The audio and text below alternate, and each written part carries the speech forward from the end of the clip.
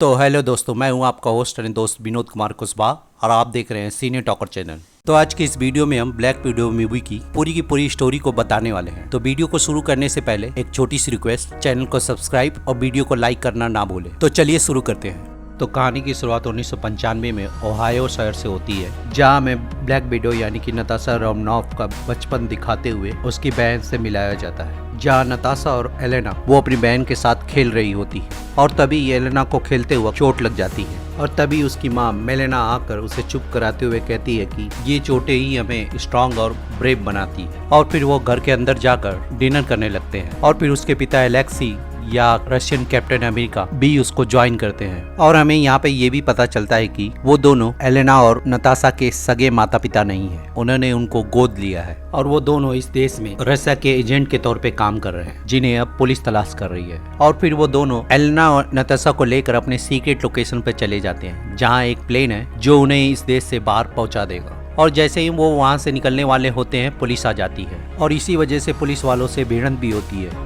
जिसकी वजह से मेलेना को गोली लग जाती है और ना चाहते हुए भी नताशा को अपनी मॉम की मदद से प्लेन चलाना पड़ता है, क्योंकि एलेक्सी बाहर प्लेन पे लटका हुआ होता है। फिर वो लोग क्यूबा के एक मिलिट्री बेस पे पहुंचते हैं, जहां उनकी मुलाकात ड्रेकॉप से होती है, जहां उसकी मॉम मेलेना को मिलिट्री वाले इलाज के लिए ले जाते हैं और नताशा और उसकी छोटी बहन को ड्रेकॉप द्वारा संचालित ब्लैक विडो प्रोग्राम में शामिल होना पड़ता है। और फिर कहानी 21 साल बाद अवेंजर इन्फिनिटी वॉर और अवेंजर एंड गेम के बीच में जंप लेती है, जहां सेक्रेटरी रॉस सुकोविया समझौता ना मानने की वजह से नताशा के पीछे पड़ा हुआ है। लेकिन नताशा सेक्रेटरी रॉस का पपलू बना के वहां से दूर नॉर्वे के जंगलों में मेसन के वेनिटी वैन में पहुंच जाती है, जहां पर मेसन उसे उसके पासपोर्ट, एंट्री वीजा और बहुत सी सारी चीजें मुहैया कराता है। और इधर मोरक्को में एलेना और बहुत से ब्लैक विडोस एक औरत का पीछा कर रही होती है, जिसके पास एक ऐसा केमिकल या वैक्सीन है जिसकी वजह से वो ब्लैक विडो के माइंड कंट्रोल को प्रोग्राम से मुक्ति दिला सकती है। और जब एलेना उस लेडी से फाइट कर रही होती है,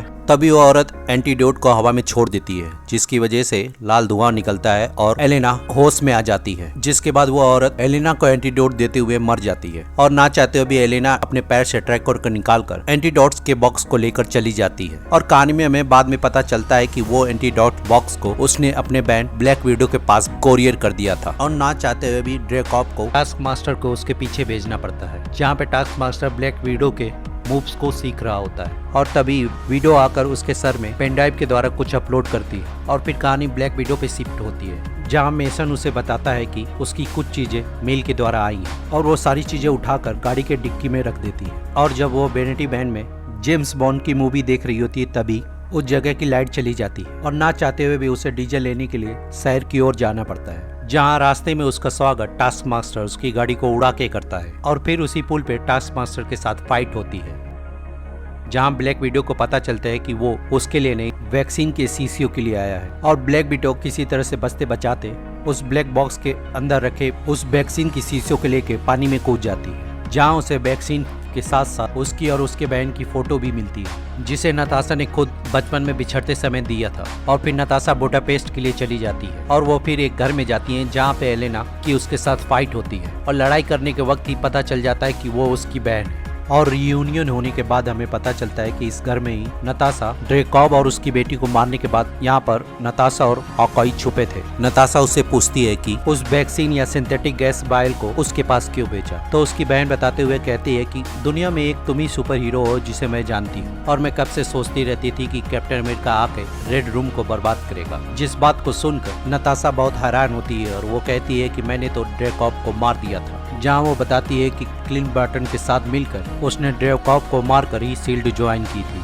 और हम दोनों को उसे मार देने के बाद 10 दिन तक बुडापेस्ट में छुपना पड़ा था। जिस पर एलेना बोलती है कि क्या तुमने उसकी बॉडी को चेक किया था। और तभी ड्रेकॉप की आर्मी उस घर पे हमला कर देती है और वो उससे बचते बचाते भाग ही रहे होते कि एक विडो नीचे गिर जाती है और नताशा भी उसी चक्कर में नीचे गिर जाती है। और फिर ड्रेकॉप ब्लैक विडो के सामने ही उस विडो को मार देता है और फिर उनके पीछे टास्क मास्टर पड़ जाता है। और फिर इसी चेसिंग के दौरान टास्क मास्टर उनकी कार को उड़ा देता है और उनकी कार गिरते पड़ते एक स्टेशन में घुस जाती है और फिर वो टास्क मास्टर को धोखा देके एक जगह पे छुप जाते हैं। और फिर नताशा बताती है कि वो इस जगह पे क्लिंट बार्टन के साथ पहले भी छुप चुकी है। और फिर वो एक जगह ड्रिंक पीते हुए रेड रूम को डिस्ट्रॉय करने के लिए प्लान बनाते हैं और रेड रूम को खोजने के लिए उन्हें एलेक्सी के पास जाना पड़ता है और वहां तक पहुंचने के लिए उन्हें मेसन आर्मी हेलीकॉप्टर और हथियार भी देता है और हमें रेड गार्डियन या एलेक्सी कैदियों के साथ पंजे लड़ाते हुए दिखाया जाता है,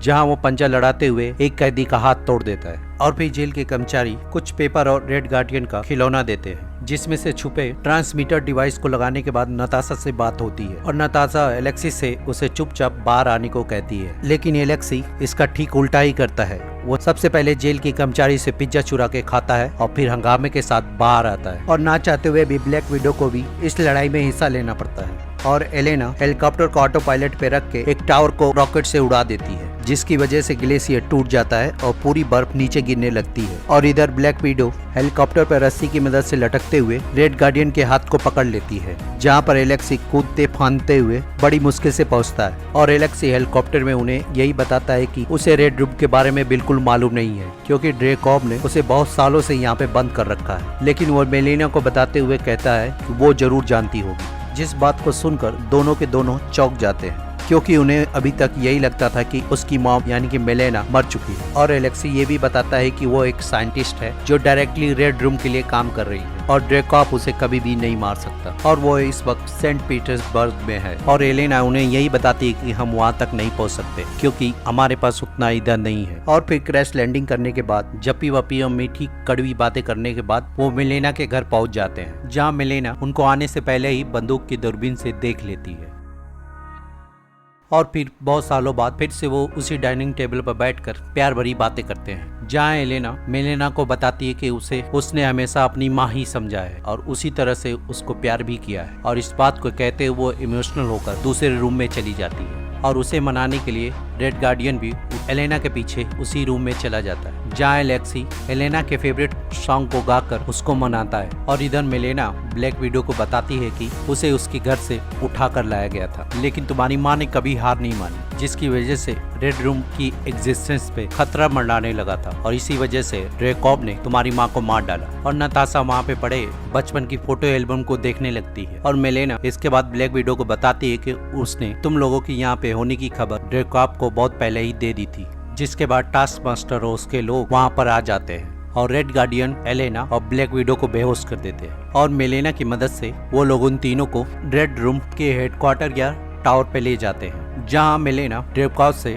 उसके रूम में मिलने जाती है। ड्रेकॉब से मिलने उसके केबिन में जाती है, जहाँ पर टास्क मास्टर भी मौजूद होता है। और इधर एलेना के चेहरे को मार्क करके उसके चेहरे को काटने की तैयारी की जा रही और रेड गार्डियन और ब्लैक विडो को एक केबिन में बंद कर दिया गया है, जहाँ मेलेना को पहचानते हुए ड्रेकॉब उसके चेहरे को हटा देता है और हमें पता चलता है कि वो मेलेना नहीं ब्लैक विडो है। और इधर केबिन में हमें रेड गार्डियन के बगल में मेलेना बंद होती है और मेलेना रेड गार्डियन और अपनी केबिन को खोल के बाहर आ जाते हैं और वो बताती है कि ये सारी फैसिलिटी को उसी की टेक्नोलॉजी से बनाया गया है या उसी ने बनाया है। और वो एलेना को ट्रांसमीटर की मदद से बताती है कि उसके बेल्ट में एक खंजर रखा हुआ है। और फिर एलेना उन सब डॉक्टर को मार के वहाँ से निकल लेती है और एलेना एंटीडोट या वैक्सीन का लोकेशन बताते हुए उस एंटीडोट का यूज करके सबको फ्री करने को कहती है। और इधर ब्लैक विडो को पता चलता है कि टास्क मास्टर के कवच के अंदर ड्रेकॉब की बेटी एंटोनियो है और फिर ड्रेकॉब टास्क मास्टर को यानी कि अपनी बेटी को नीचे भेज देता है। टास्क मास्टर के जाने के बाद जब ब्लैक विडो उसे मारने की कोशिश करती है तो उसे मार नहीं पाती है और उसकी गन को लेकर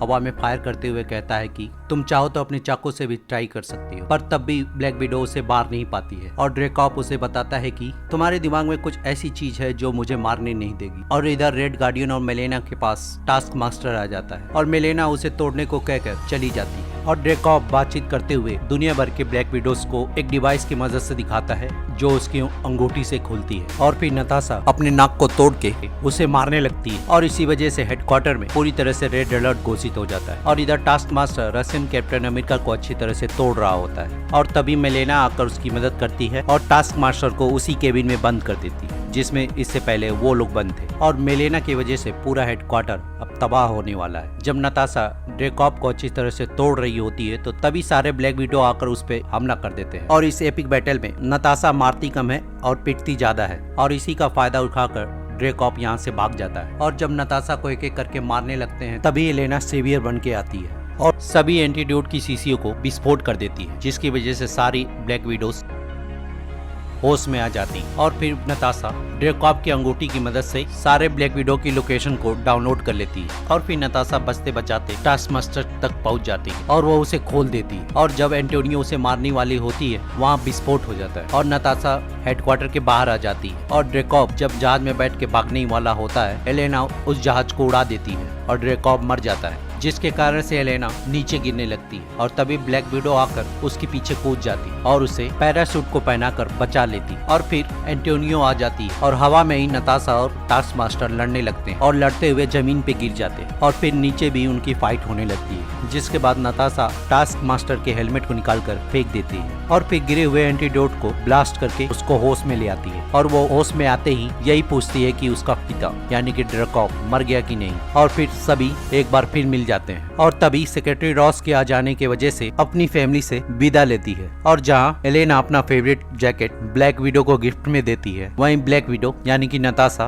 ब्लैक विडो की सारी लोकेशन की फाइल एलेना को दे देती है और सभी ब्लैक विडो द्वारा लाए गए हेलीकॉप्टर में बैठकर चले जाते हैं और फिर ब्लैक विडो मैसन से मिलती है और फिर दोनों एक जेट में बैठकर चले जाते हैं और फिर हम एवेंजर एंड गेम में सोल स्टोन को पाने के लिए नताशा खुद को सेक्रीफाइस कर लेती है और फिर हम पोस्ट क्रेडिट सीन में एलेना को उसकी कब्र पर देखते हैं, क्योंकि हम एवेंजर एंड गेम में देख चुके हैं कि सोल स्टोन को पाने के लिए नताशा रोमानोफ अपने आप को कुर्बान कर देती है और फिर हम यहाँ पे फिर से वेलेंटिना को देखते हैं जिसे हम विंटर सोल्जर में जॉन वॉकर को रिक्रूट करते हुए देख चुके हैं और वो यहाँ पे एलेना को हॉकाई की फोटो दिखाकर यही कहती है कि इसी ने उसको मारा है और फिर इस कहानी का यहीं पे अंत हो जाता है। तो मिलते हैं किसी और वीडियो में, तब तक के लिए चैनल को सब्सक्राइब और वीडियो को लाइक करना ना भूलें।